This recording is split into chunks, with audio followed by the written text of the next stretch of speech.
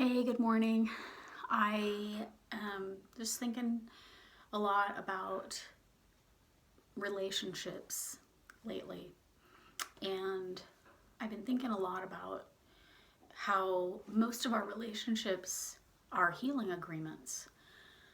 And the way that you can tell the difference is pretty simple.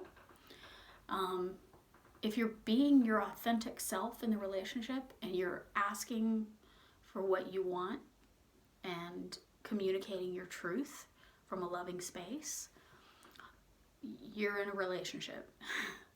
But if you're not being authentic, and if you find yourself holding back and not saying things, you don't want to hurt their feelings or you don't want them to feel bad, you're in a healing agreement.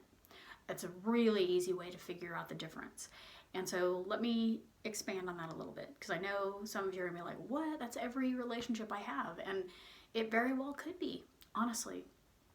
And what I've noticed is with this pandemic thing that we've got going on, people have been staying home a lot more, so they're being forced to be more authentic, because normally you can distract yourself. So I think I talked about in my last video about how everything is a distraction if it's not you working on yourself. And so distracting yourself with going out to eat and being busy and anything that isn't literally just sitting there going, I'm working on myself, those are distractions. And again, I'm not saying they're necessarily bad. It's just everything's about balance, right? I mean, I enjoy a good, coffee run. And,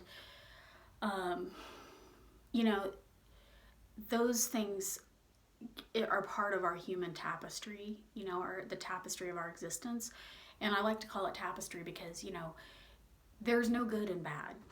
There's no right or wrong, really, when it comes to your tapestry, because everything that's happening for you is happening for you. And there's, being out of the victim space means that you understand that. So understanding that. So just for example, relationships versus healing agreements.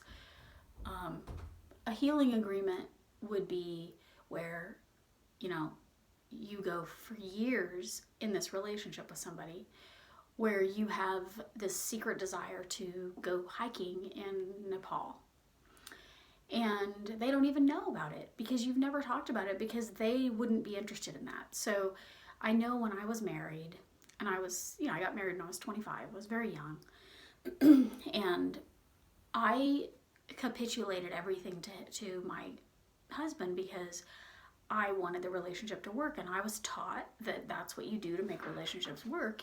You compromise, and so we get lost in, well, compromising, yeah, but when you're compromising to the point where you're not speaking about what you'd like at all, and when you're compromising to the point where you forget who you are, then that's not really a relationship. That's just you healing the other person. And it's kind of, it's going to fail. It's not sustainable. And that's what so many people are finding. And, when I got divorced, the divorce rate was like 51%. And I don't know what it is now. But, there's a point where we've got to start asking ourselves, why are we so scared to say what we feel? Why are we so afraid? What are we afraid is going to happen? And I always say, there are two basic fears: the fear of dying and the fear of being alone. And most people are really afraid of both of those things, like dying alone. And so once you kind of get past the point where you are afraid of those two things, then you can start to really, get some traction. Because if you're not afraid to be alone, then you're not afraid to speak your truth. And if you're not afraid of dying, then you're not afraid to speak your truth. Because if you just really think about it, all of the threats that we perceive are around those two things. And so,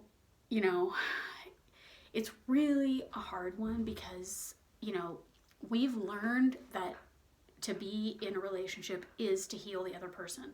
We've learned that the other person has to heal us and that we have to heal them. It's the ultimate energy vampiric situation. I talked about this in my last video. So it's you're taking energy from each other, and you're responsible for their happiness and they're responsible for your happiness. And where are we in this equation? We have to be responsible for our own happiness. It's the only way that it's going to be sustainable, because then nobody can take that away from you. And if you are looking for a good book to read on that, The Mastery of Love by Don Miguel Ruiz is one of my top recommendations. I don't even have a copy because I bought so many and given them away. I would love it if everybody read that book.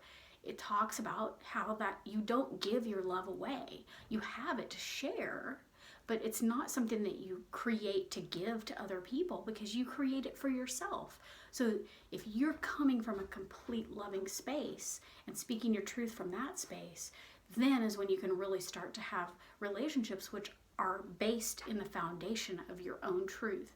And then you don't have to be afraid of not getting your needs met and being alone, because you're never alone when you're in your truth. And if you're coming from a loving space, and this is the last point I'll make on this, which is when you're really truly speaking your truth, it's I statements. I feel this way. It's never about accusing someone else. It's never about telling someone else they're wrong. It's only speaking what you feel.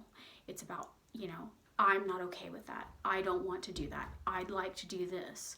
And so just remember that if you find yourself in an argument with someone, if you find yourself in a place where you feel like you have to defend yourself, just take a step back and realize, like, what is really my truth in this situation? A lot of times it might surprise you. Once you start, that whole counting to 10 thing, well, there's something there, just wait before you react.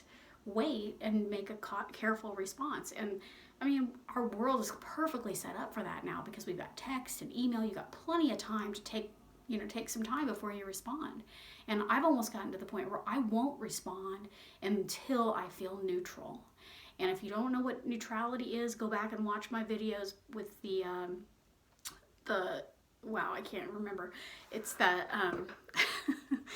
the chart of consciousness, like the Hawkins scale of consciousness. There it is. And go back and watch a little bit of that. And also remember that on Monday nights, I'm doing Meditation Mondays on Zoom.